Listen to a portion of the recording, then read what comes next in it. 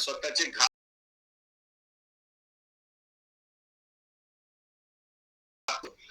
विरक्त असावे, स्वतंत्र, स्वतःचं डोकं वापरलं पाहिजे. हे बघा, हे सगळं काही विरक्तासाठी नाही सांगितलेलं. आपण बघितलं होतं याच्यातले काही गुण आपल्याला पण लागू पडू शकतात, आपल्याला पण उपयोगी आहेत. म्हणून हा सगळा विरक्त लक्षण समाज चाललेला आहे. आणि विरक्त असावे विचित्र बहुगुणी. आम्हाला एक गुण मिळवता मिळवता नाकी नव्हे ते काय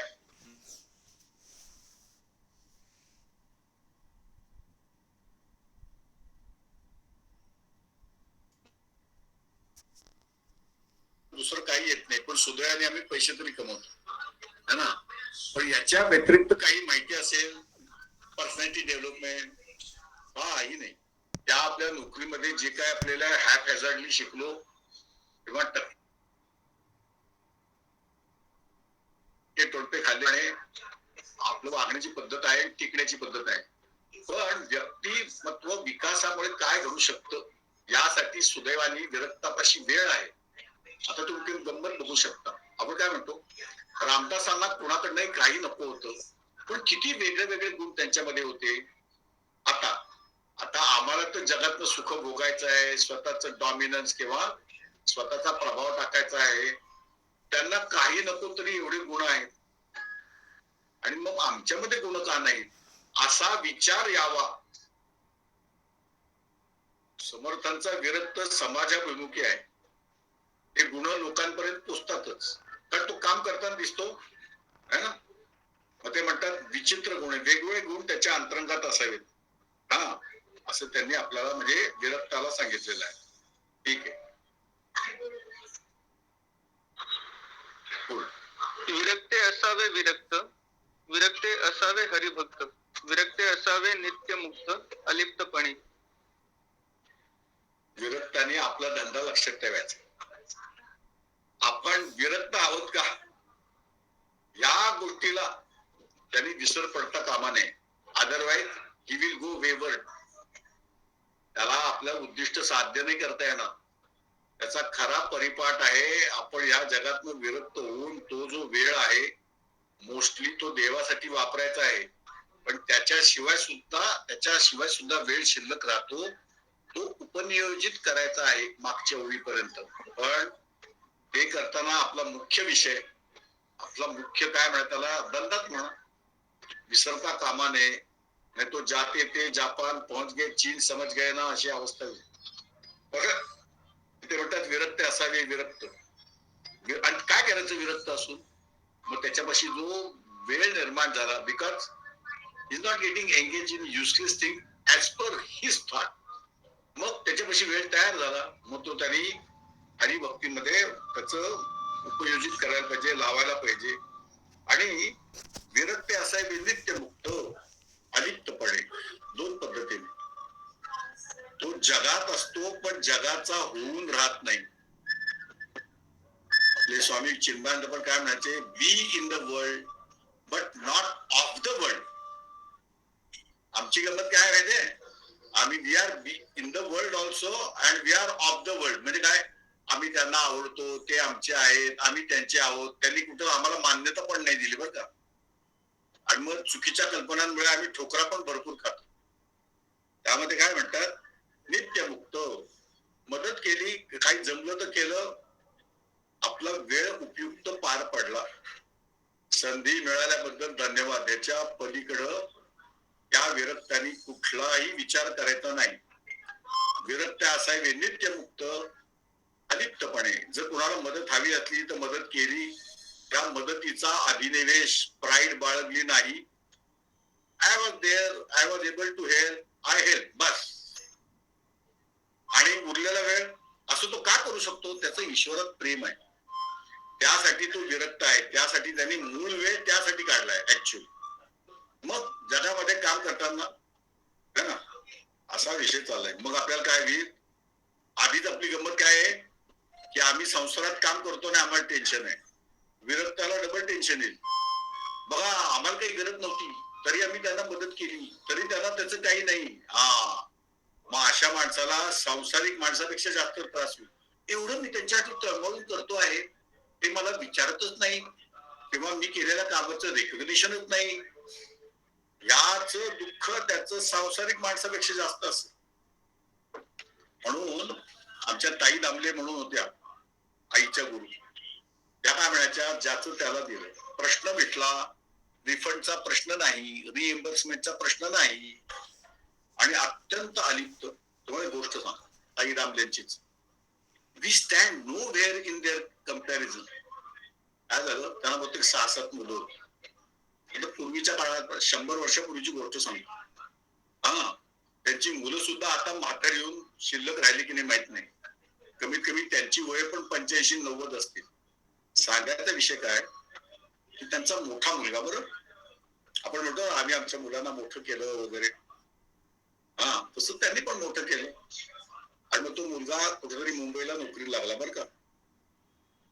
मग जरा स्थिरस्थावर झाला, त्याची अप्रेंटिसशिप संपली, may be he was confirm in his job. आता नीट आहे का, हा तो वाईला परत गेला. आता एक लक्षात ठेवायचं, त्या ताईचं एक मूल जरा वेडसर किंवा जरा डोक्याने कमी होता बरं का. तर तो काय म्हणला, आई आई मला नोकरी लागली, तू आता माझ्याबरोबर मुंबईला चल. तो चांगला होता बरं का. आपल्या आईला म्हातारपणात ना त्यांच्याकडे एवढी संपत्ती होती, पण भावंडांनी फसवून सगळी सावकारी बुडवली आणि त्यांचे मिस्टर पण कफल्लक झाले, त्याचा आघात पण त्यांच्यावरती झाला आणि म्हातारपणी ते जरा मे बी पॅरालिसिस किंवा अशी काहीतरी झालं. तो मुलगा चांगला होता हे लक्षात ठेवा. तुम्ही आपली गंमत काय माहिती का, वाईटापेक्षा आमची वाईट वागण्याची रेस लागलेली आहे. परत सांगू, तो जितका वाईट वागेल त्याच्यापेक्षा जास्त वाईट मी वागून दाखवेन. संतांच्याकडे उलट आहे बरं का.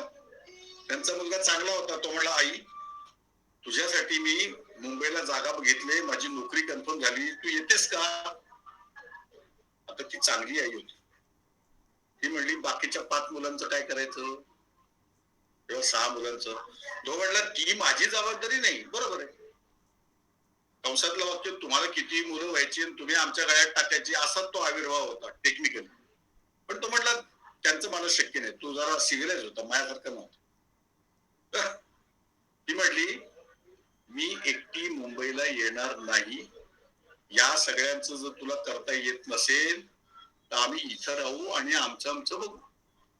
तुला काय पाठवता आले, करता आली तर मदत कर, नाहीतर तुझ्या चांगुलपणाबद्दल धन्यवाद. तुम्हाला सांगतो त्यांची सगळी मुलं चांगली निघाली. गरीबाची मुलं नालायक निघतात, हा फार चुकीचा गैरसमज चुकीचाच असतो. पण म्हणजे म्हणण्याचा अर्थ काय झाला, विरक्त असावे नित्यमुक्त अलिप्तपणे. आता तुम्हाला त्यांचीच पुढची गोष्ट सांगतो. त्यांचा एक मुलगा होता, खूप चांगला होता, तो महिंद्रामध्ये एकदम मॅनेजर वगैरे पोचला होता. बाकीच्या 2-3 मुलींची पण लग्न होऊन ते सुस्थळी गेले होते. हा एक मुलगा मुंबईला होता, मला वाटतं त्यांचा मुलगा प्रशांत दामले किंवा असं काही, मला माहित नाही. एक गायक पण होता, नूतन पेंढारकर म्हणायचे त्याला. ललित कलादर्श मध्ये ते नारदाची भूमिका करायचे, अप्रतिम गायन करायचे. आता काय झालं, मग हळूहळू सगळी मुलं कामाला लागली, ताई पण शाखीपर्यंत आल्या. त्या काय म्हणायला लागल्या की आपली प्रवचनं आपल्या घरात होतील का. हे बघा, एखाद्याच्या घरात एक दिवस प्रवचन होऊ शकतं, सप्ताह होऊ शकतो, रोज जर व्हायला लागला तर घरातल्या प्रायव्हसीला कटकट आली की नाही. मग ती मुलं म्हणली नाही जमणार. मग त्या काय म्हणल्या, बरं ऑफकोर्स बरंच म्हणल्या. पण जे लोक त्यांना विचारत होते त्यांना त्या म्हणल्या, मला तुम्ही तुमच्या घरी घेऊन जाणार का, जेवणा खाण्याचे काम केलं, मला बाकी पैसे पण घेत नव्हतं का, हा तेवढं कराल का तुम्ही, करणार. मग काय झालं, आणखीन पण सांगतो, आज गुरुच वर्णन करायला हरकत नाही. काल आमच्या तेजोमयांचा वाढदिवस पण झाला है ना. तर एक 2 जण आले, त्यांच्याकडे नवरा बायको. ते म्हणल्या ताई तुम्ही आमच्याकडे प्रवचन कराल का. त्या म्हणल्या हो का नाही, आमची खोली म्हणजे घर म्हणजे 1.5-2 खोल्या आहेत. त्या म्हणल्या मग फारशी माणसं येणार नाही, त्यांना बसणं शक्य होणार नाही. त्या काय म्हणल्या, तू माझं प्रवचन ऐकणार आहेस का, तुझ्या बायकोला मान्य आहे का. म्हणलं हो. एका माणसाला जरी सांगितलं तरी ते पोचल्याशी कारण आहे. अलिप्तपणा, मोठमोठा समुदाय गोळा करा, ऍडव्हर्टिजमेंट करा, त्याच्यावरती खर्च करा, त्यांचे मोठे कार्यक्रम पण व्हायचे बरं का, पण अलिप्तपणा आहे. आणि हे अलिप्त पण आपल्याला संसारात पण उपयोगी पडतं. रामचंद्र तसे होते. आता आपल्याला स्टोरी ऐकायची नसली तरी त्यातलं तथ्य घ्यायला काय हरकत आहे. हे मी परत परत सांगितलेलं आहे. आदल्या दिवशी सांगतात संध्याकाळपर्यंत की तुमचा राज्याभिषेक होणार. एवढ्यात ती मंथरा कैकेच्या कानाला लागते की तुझा मुलगा आजोळी गेलेला असताना ह्याची भराभर राज्याभिषेक करायची गरज काय आहे. टेक्निकली प्रश्न बरोबर आहे, टेक्निकली, पण त्याच्या पुढचं काय आहे. तू तुझे 2 वर आत्ताच मागून घे, नाही तर भिकारणीसारखी राहशील, है ना. मुलगा राजा झाला तरच मतलब आहे. आता काय झालं, आपण त्याच्यात पडायला नको. रात्री 12-1 पर्यंत काय निरोप आला की पहिला ऑर्डर कॅन्सल, शोले मध्ये म्हणतात तसं. दुसरा ऑर्डर चालू. रामचंद्र म्हणले काय झालं. नाही म्हणे, उद्या सकाळी तुम्हाला जेवढ्या लवकरात लवकर राज्यातनं बाहेर जाता येईल 14 वर्षासाठी. 14 वर्षासाठी ऍक्च्युली कायमच झालं, कारण जंगलात काय होईल काय माहिती. त्यासाठी तर जंगलात पाठवायचं होतं, नाही तू दुसऱ्या शहरात नसतं पाठवतो आलं. सगळा प्लॅन आहे. आणि आम्हाला काय वाटतं, आम्ही लोकांकडे फसवलं गेलो, है ना. तर पण लक्षात घ्या, श्रीरामचंद्राची दोन्ही वेळेला मुद्रा शांत होती. ते रिटायर्डेड नव्हते. मला रिटायर्डेड मुलांच्या बद्दल काही म्हणायचं नाहीये, पण त्यांचा चेहरा शांत का होता त्याच्यावरती पण रामायणात विवेचन आहे किंवा संतांकडून. आज राज्याभिषेक जरी झाला तरी आपल्याकडे काय म्हणतात, 4 दिन की चांदनी फिर अंधियारी रात. पौर्णिमेच्या अलीकडे पलीकडे मस्त चांदणं असतं आणि नंतर सगळा अंधार असतो. म्हणजे काय, रामाला हे माहितीये की आपला जरी राज्याभिषेक झाला तरी 2-4 दिवसात सगळं नवं पण संपेल. हनीमून काय म्हणतात त्याला, राज्य विल बी ओव्हर. मग यांनी माझ्याकडे असं बघितलं, त्यांनी माझ्या शेतीत बैल घुसवला, ते परकीय राज्यातले लोक असं करतायत तसं करतायत, है ना. मंत्र्यांची एकमेकांनी भांडणं किंवा जे काय असेल ते. म्हणजे काय सुरू झालं, started facing the challenges from day 5 maybe. जंगलात गेल्यामुळे काय होईल, starting facing the problem from day 1. So either way आपल्याला चॅलेंजेस फेस करायचे आहेत. कर्तृत्ववान आहात ना तुम्ही. त्याला माहितीये रामाला आपल्या कर्तृत्वावरती पूर्ण विश्वास होता. त्यामुळे दोन्हीही आज्ञा त्यांनी शांतपणे घेतल्या.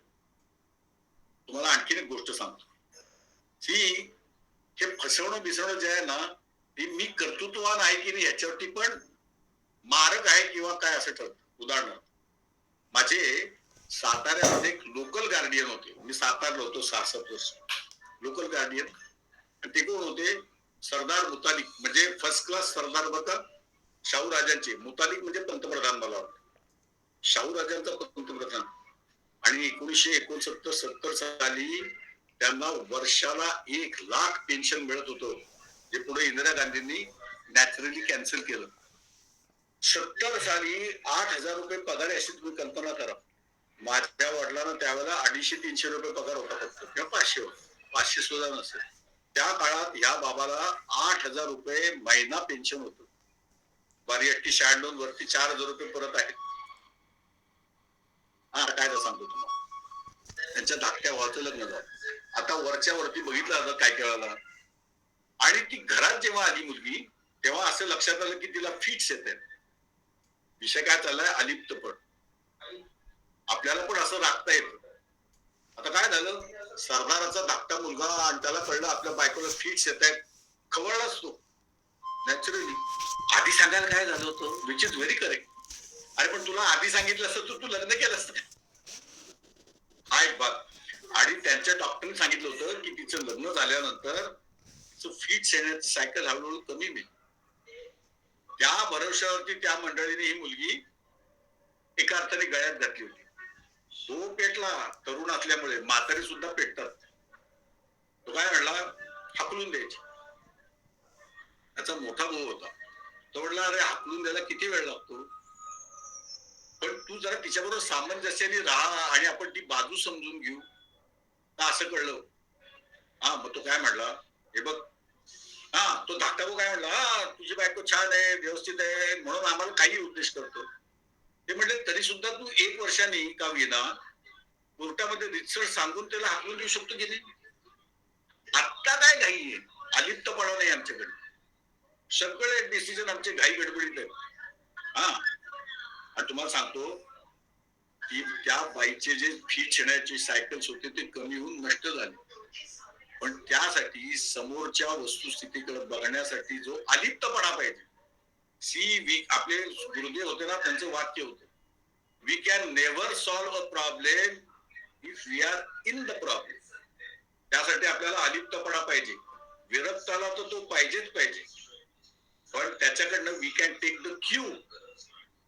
ही आम्ही अलिप्तपणे जोपर्यंत विचार करत नाही तोपर्यंत या सगळ्या गोष्टीतनं काहीही उपाय होणार नाही, हे विरक्ताला माहितीये. त्यामुळे तो काय करतो, कर्म करतो, नमस्कार करतो, कर्म करतो. माझ्या आईने जन्मभर असं केलं. तिची पाठी घेऊन, म्हणजे सुधा प्रभाकर टिळक काय होमिओपॅथिक, शिवाय होमिओपॅथिक डॉक्टर, म्हणजे पोस्ट ग्रॅज्युएट होती की नाही माहित नाही, पण आमच्या शिंत्रे नावाच्या डॉक्टर काय म्हणायच्या, तिची पाठी मी माझ्या दवाखान्यात लावते आणि काम करते. त्या डॉक्टर होत्या, पण तरी तिची डिग्री थोडी वरची होती, करता आलं तिला डॉक्टरीचं काम. पण तिने त्याच्यातून मार्ग काढला, अलिप्तपणा. ना आमच्याकडे अलिप्तपणा आहे, न त्यामुळे आमच्याकडे असेसमेंट आहे. हा विरक्त लक्षण आमच्या आयुष्याशी संबंधित नसल्याशिवाय किंवा असल्याशिवाय रामदास लिहिणारच नाही. फक्त आता काय होतंय, लेखी बोले सुने लागे, तसं ते विरक्ताचं एक बहाना बना कर हमको समजा रहे, हा की तो जसा करतो तसा आमच्यापाशी पण थोडस आपल्याकडे अलिप्तपणा पाहिजे, टू असेस थिंग्स नाईसली. त्यासाठी त्याला सांगितलंय, त्यांनी दिलेल्या, तुम्हाला सांगतो, मला आठवत, आपल्याला काय होतं आयुष्यात ऍप्रिसिएशन मिळतं ओके नाही, आणि तो हळूहळू ऍप्रिसिएशनचा फुगा फुगत जातो, टिल वी गो बॉन्कर्स. आपला नाश येईपर्यंत तो फुगा वाढत जातो, अलिप्तपणा राहत नाही. एक फार चांगला सिनेमा होता, त्याचं एंडचं वाक्य तर आणखीन चांगलं होतं. त्या सिनेमाचं नाव होतं आणि काशीनाथ घाणेकर. तो मेल्यानंतर तो ऍक्टर तुमच्याशी बोलतोय बरं का, जणू काही ऍज दो, आणि तो म्हणतो, ज्या क्षणी मला प्रेक्षकांची कडाडून टाळी मिळाली फॉर परफॉर्मन्स, ऍक्च्युली तो सरस्वतीचा शाप होता. नीट आहे का? तो ज्या वेळेला when he was at the apex of his performance and then he tried to maintain that somehow, पण त्याचं डोकं फिरलं, टाळ्यांकडे लक्ष गेल्यामुळे तो स्टायलाइज झाला, दारू प्यायला लागला, चुकीच्या कल्पना वापरायला लागला, असा सगळा विषय आहे. त्यामुळे विरक्ताचं लक्षण सांगताना आपल्याकडेही हा जो अलिप्तपणा आला आपल्याबद्दल, तो will be able to take right decision. We don't need anybody till we understand, question, get answers etcetera. तोपर्यंत आम्हाला एखाद्याची गरज लागते, otherwise we can do our own business. त्यासाठी तो अलिप्तपणा पाहिजे, आणि तो योग्य पद्धतीने आलेला अलिप्तपणा पाहिजे. सगळे उद्योग करून मी नाही, त्यातला असल्या टाईपचा अलिप्तपणा नाही. ठीक आहे, चला दादा, मला एक विचारायचं. विचारा. दादा, तुम्ही आता सांगितलं तसा अनुभव म्हणजे प्रत्येकालाच येतो की एखादी गोष्ट आपल्याला खूप हवीशी वाटते आणि मग ती मिळाली की म्हणजे अगदीच उत्साह गेल्यासारखं होतं की अरे, किंवा कधी कधी एखादी गोष्ट आपल्याला खूप हवीशी वाटते, काही मिळवायचं असतं आणि ती गोष्ट एकदा मिळाली की मग तितका उत्साह नसतो, म्हणजे जितका आधी असतो ती मिळवण्यासाठी. एक्झॅक्टली, हो. तर मग ही असलेली ग्रीड, आशा हा जगण्याचा आधार आहे का? आणि म्हणजे नव्याची आशा जगण्याचा आधार आहे का आपल्या? आणि आपल्याला नाहीये. तुम्हाला गमत सांगतो, या ask a very nice question. तुम्ही 15 लाखाची हार्ले डेव्हिडसन घेतली कशी तरी करून, आता 15 लाखाची हार्ले डेव्हिडसन जो हप्ते भरून घेतो, याचा अर्थ काय त्याच्याकडे एवढे पैसे नाहीयेत. पण somehow you could manage. तुम्हाला माहितीये, तुम्ही त्या शोरूम मधनं ती गाडी बाहेर काढून पहिली किक मारली की डिप्रिसिएशन सुरू झालं. टेक्निकली पण डिप्रिसिएशन सुरू होतं आणि आमच्या मनात पण त्याची किंमत उतरते ऍक्च्युअली. पण आम्हाला गंमत काय माहिती का, त्याच्याशिवाय आम्हाला काही जमतच नाही. So we don't find any way out. So we just go on running after things and beings and all that. तुम्हाला मला तुम्ही गोष्ट सांगितली होती, त्याच्यात तुला उत्तर मिळते का पहा. अदरवाईज तू परत प्रश्न विचार, because it is very important. तर मी एक सिनेमा बघितला होता, चलती का नाम गाडी. आधी तुम्हाला किशोर कुमार, नाही सॉरी, आधी तुम्हाला मधुबाला, मग किशोर कुमार, मग मधुबाला आणि किशोर कुमार म्हणून आवडला. म्हणजे असा 4-5 वेळा बघितला. एकदा असंच कधीतरी एन नंबर ऑफ टाइम मध्ये बघताना एक सज्जन नावाचा म्हणजे नळ, तो ज्युनियर विलन दाखवला आणि तो त्याच्या बॉसची विचारणा करतोय बरं का. बॉसने काय केलंय, एकुलती एक मुलगी शोधून तिच्या वडिलांना फसवून आणि तिलाही फसवून तिच्याशी लग्न केलंय, तिला ब्लॅकमेल केलंय आणि वडिलांना हार्ट अटॅक येईल असं वागून वडील मारले आणि हिला वेडी करून एका काय म्हणतात त्याला निर्जन ठिकाणी ठेवलेलं आहे. अदनमधनं शॉक्स किंवा असं काहीतरी द्यायचं. हीच स्कीम तो त्या सज्जन नावाच्या म्हणजे काय विलनला सांगतो की तू मधुबाला ही तुझी आणि मी तुला इंट्रोड्यूस करून देतो. मी राय बहादूर असल्यामुळे माझं वजन आहे. So we can create some kind of a impression, good impression, आणि यू बिहेव नाईसली वगैरे वगैरे. आणि मग एकदा त्यांची चर्चा चाललेली असते. आता त्या ज्युनियरला सिनियरच्या सगळ्या कलागती माहिती असतात. तर पुढे काय करायचं असा सगळा विषय आहे. तो त्याच पद्धतीने we make mistakes in the same fashion, please no. मी तरी करत होतो केव्हा करतो. तो राजा साहब, अगर मेरी याददाश्त ठीक है तो ये टाइप का हातकंडा आपने पहले भी आजमाया था. म्हणजे अशीच एक काय म्हणते एकटी मुलगी शोधायची, तिचा एकुलता एक बाप ऑफकोर्स, आणि आजूबाजूला कोण नाही, भरपूर पैसे आहेत. तो हाँ, तो बाप मर कैसे गया, तो हार्ट अटॅक आया. त्याला कळतं, म्हणजे प्रेशराईज करून तो बाप उडवला. आता तो काय विचारतो, राजा साहेब, आता हे तुम्ही राजकारण्यांना पण लावू शकता, सर्वसामान्य माणसांना पण लावू शकता पुढचं स्टेटमेंट. हाँ, तो राजा साहब, आपके पास इतना पैसा है ना, फिर भी आप इस तरह की स्कीमें बनाते हैं. You have already got 2 crore rupees for example. तर तुझी हाव भरली नाही अजून. त्यांनी इतकं सुंदर उत्तर दिलं, माझ्या अगदी काळजाला भेटलं. काय होतं, मूर्ख अमीरों को ही पैसा लगता है because they have got their standard raised, so they have to maintain in that standard, so they make such kind of schemes. कारण मधुबालाला पळवली की तिचा निम्मा पैसा परत राय बहादूर खाणार आहे. म्हणतो कि पैसा तो अमीरों को लगता है, गरीबों को क्या लगता है, 2 वक्त की रोटी. म्हणून आपल्याकडे पूर्वी एक स्मॉल इज ब्युटिफुल नावाचं पुस्तक होतं बरं.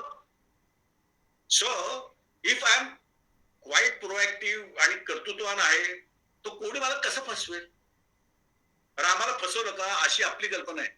रामाला येडा बनवून जंगलात पाठवून दिलं, तो पण आपला हो हो म्हणून गेला. No, he knew for certain की दोन्हीकडे कुठेही गेलं तरी we have to face challenges. So when we have to face challenges, whether we are in palace or in jungle, what difference does it make?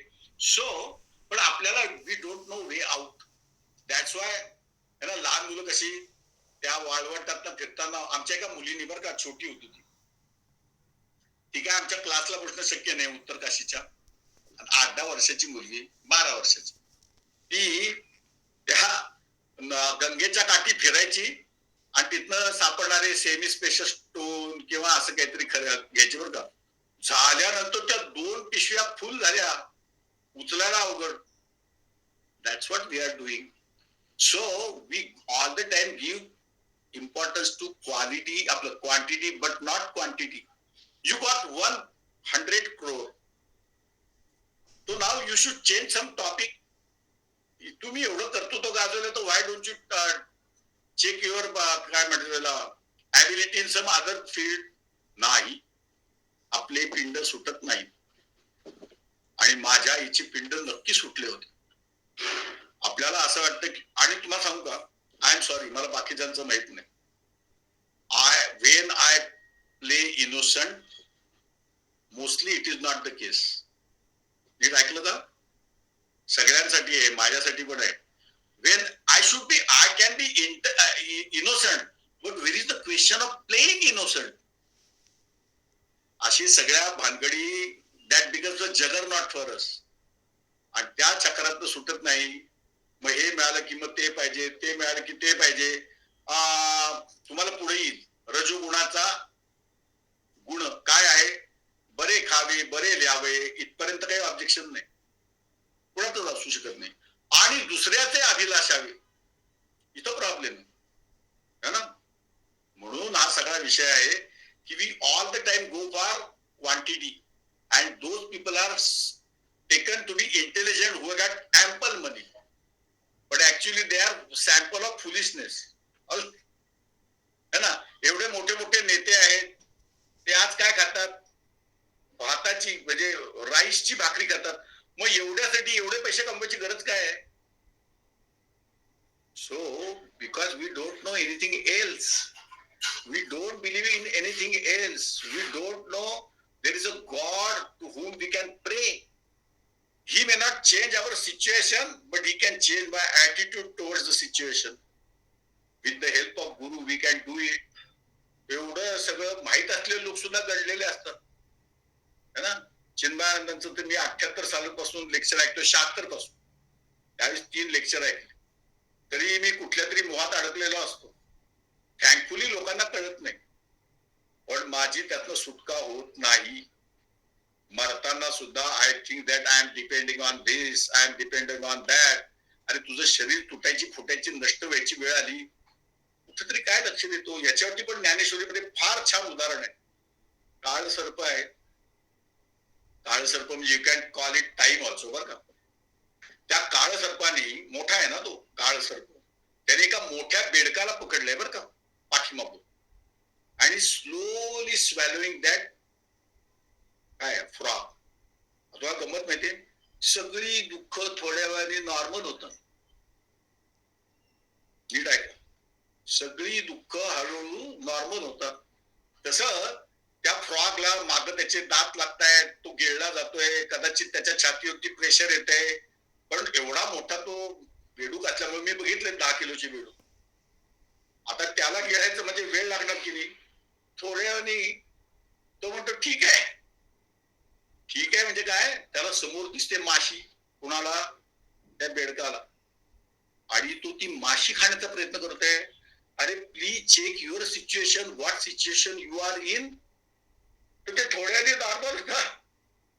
आणि we are trying to do something which we are not suppose to do. आम्हाला स्वतःला सोडून घ्यायच्या ऐवजी आम्ही दुसऱ्यांना अडकवायला निघालोय, असं ज्ञानेश्वरीत लिहिलं. आणि म्हणून आम्हाला आमची देव वगैरे तर आहे, पण आमची जीवनच परत रिअसेस करायची वेळ आलेली आहे. We are all the time looking at standard of living, but we don't give a damn. That's a very bad word actually, to standard of life.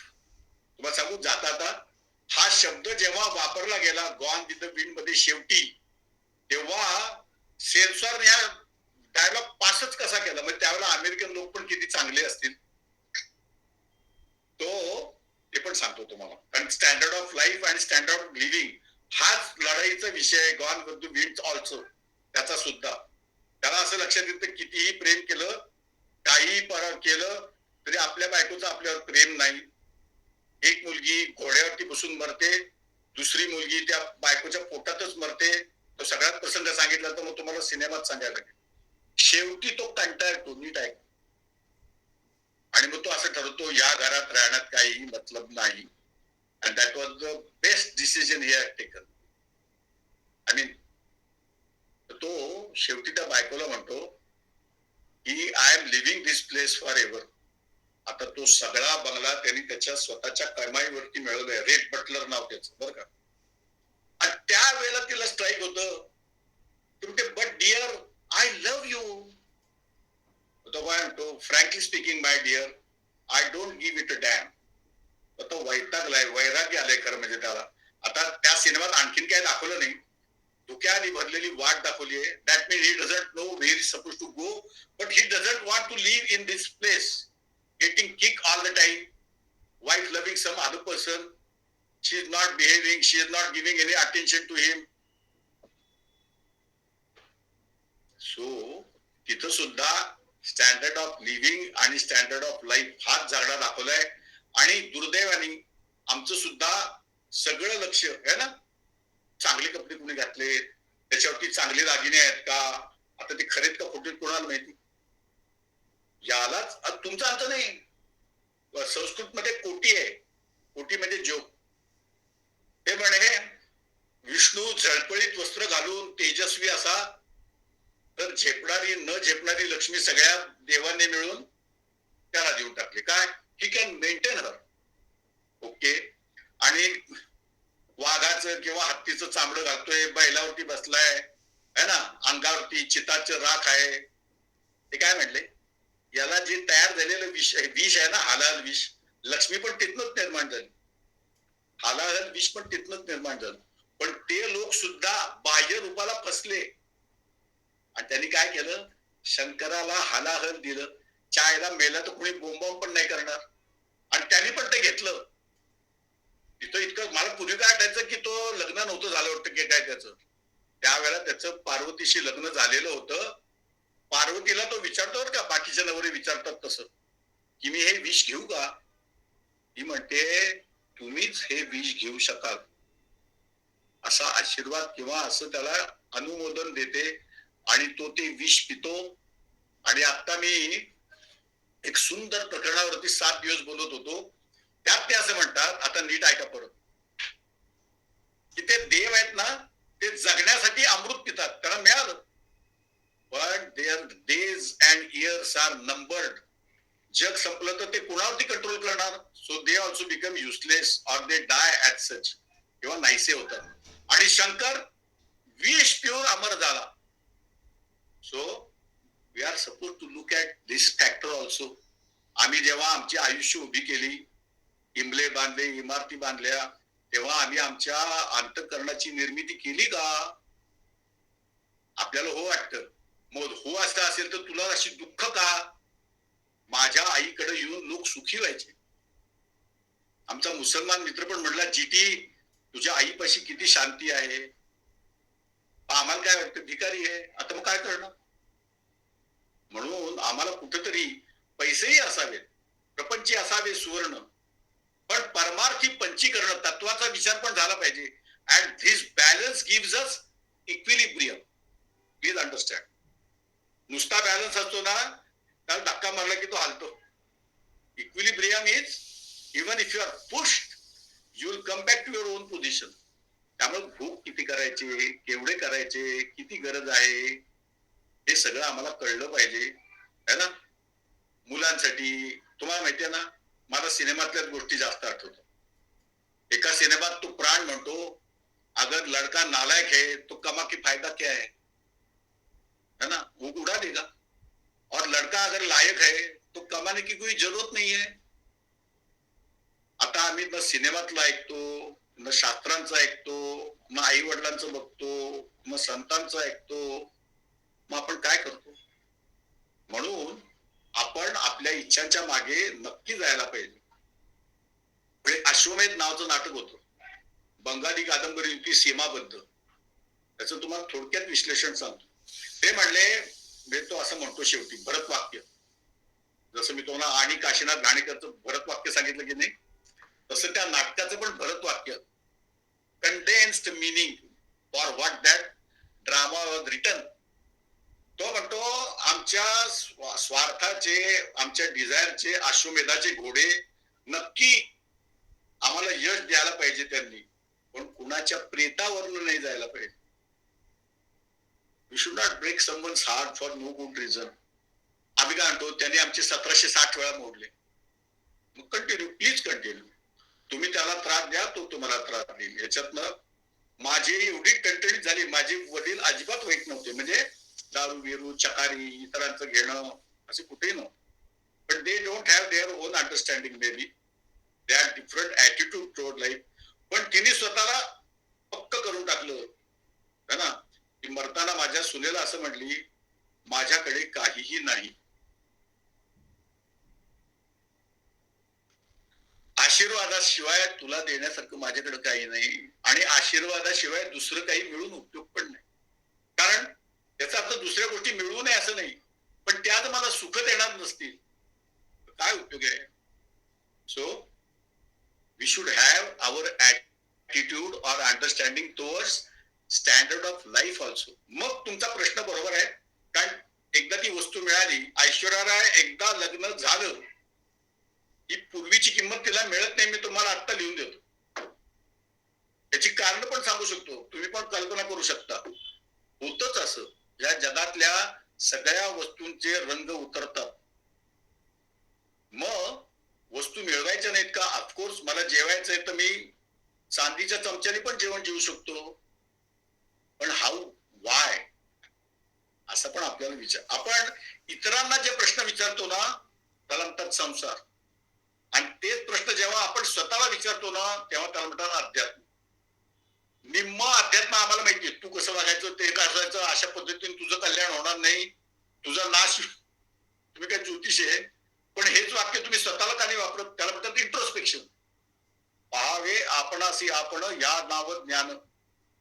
बाकीच्या ज्या गोष्टी इन्स्पेक्शन वगैरे त्या तुम्हाला हॉस्पिटलमध्ये फॅक्टरीमध्ये उपयोगाचे आहे, आणि त्याच होणार. तुमच्या मॅनेजमेंटला पैसे नाही मिळाले तर तुम्हाला पगार कुठून मिळणार? पण फॅक्टरी इन्स्पेक्टर पण असतो.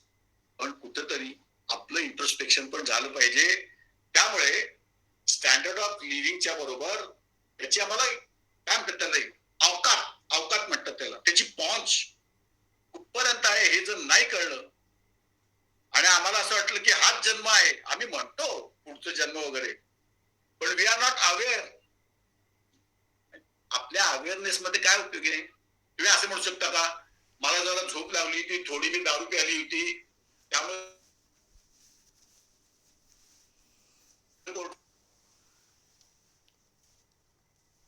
जर थोडं तरी मान्य असेल की दे इन्स्पेक्ट करा, अदरवाईज लीव्ह देम. नाही तर माझीच गमत काय, मी देवाला मानतो पण मला माझी कर्मच आठवत नाहीत, काय केली, कुणाशी काय बोललो काही आठवत नाही. ऑल द टाइम आम्ही नव्हतं असं म्हटलं, आम्ही नव्हतं असं म्हटलं, हे तर आपल्याकडं फार फक्त नेत्यांकडे नाही आहे, आपलीच पिल्लं आहेत ती. So we have to check on this, we have to reassess about this, then only we can decide की माझ्या आयुष्यात स्टँडर्ड ऑफ लिव्हिंग किती असावं, आणि जरूर असावं. आणि स्टँडर्ड ऑफ लाईफचा काही संबंध आहे का? तुम्हाला सांगतो, ते जर असेल ना, तुम्हाला प्रत्येक क्षण नवीन दिसेल. आपल्या इथं आय लव्ह यू नावाचं पुस्तक आहे स्वामीजींचं, ते म्हणले युअर लाईफ विल कसा जाईल नंतर तुम्हाला कळणार नाही की वेळ कसा गेला. मरताना सगळ्यांना कळतं वेळ वाया गेला किती लवकर गेला, पण त्याचा उपयोग नाही.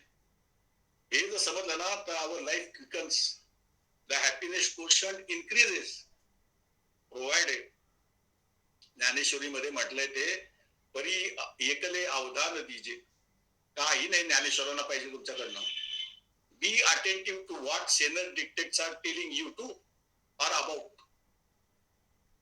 परी एकले अवधान दीजे, मग सकळ सुखासी पात्र होईजे, हे प्रतिज्ञोत्तर माझे उघड ऐका, स्टॅम्प पेपर वरती लिहून देतो म्हणतात ज्ञानेश्वर. आय होप मी अर्चनाला तिला पाहिजे तेच सांगितलंय. जे काय जास्त असेल त्याच्यासाठी मला माफ कर. खूप छान उत्तर झालं. ओके, काय आहे, गिरायकाचा संतोष हेच आमचं समाधान. ठीक आहे, प्रार्थना म्हणा.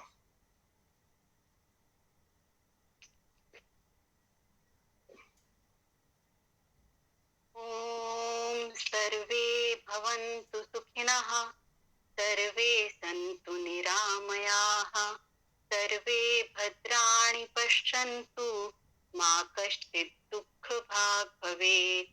ओम शांति शांति शांति. हरि ओम श्री गुरुभ्यो नमः हरि ओम. जाता आता फक्त आणखीन एक सांगायचं राहिलं, आठवलं म्हणून सांगतो. माझे वडील म्हणायचे, जग खूप मोठं आहे, provided you are ready for it. जग खूप मोठं आहे, why you are sticking around, हा असं ते म्हणायचं. त्यामुळे हे पण आपल्याला लक्षात पाहिजे. माझी आई पण म्हणायची, ते ते सांगायचं राहिलं. त्यात तिने एक सांगितलं नव्हतं, नाही तर माझा इंटरेस्ट गेला असता. ती म्हणली, तुला विचारणारे लोक भेटतील, पण ते हे नव्हे. असं मला 40-50 वर्षापूर्वी सांगितलं. म्हणजे ते कशाबद्दल म्हणत असेल तुम्हाला कळेल. मग मी असं म्हटलं, मला कुठे विचारतील, तर मला नेमके सद्गुरूच सापडले. पण आणखीन एक सांगतो, तिने एक वाक्य सांगितलं नाही, तर आपला हिरमोड झाला असता. हे वाक्य असं होतं, ज्याने त्यांनी शोधून काढायचं आपापल्या पद्धतीने. तुला तुझा विचारणारी माणसं मिळतील, तरी सुद्धा तुझ्या हातामध्ये जर बेगर्स पाऊल असेल, so this we should maintain in our mind, see what we can do and what we can understand and how we can bring two things together, what we are doing and what we are understanding. ठीक आहे.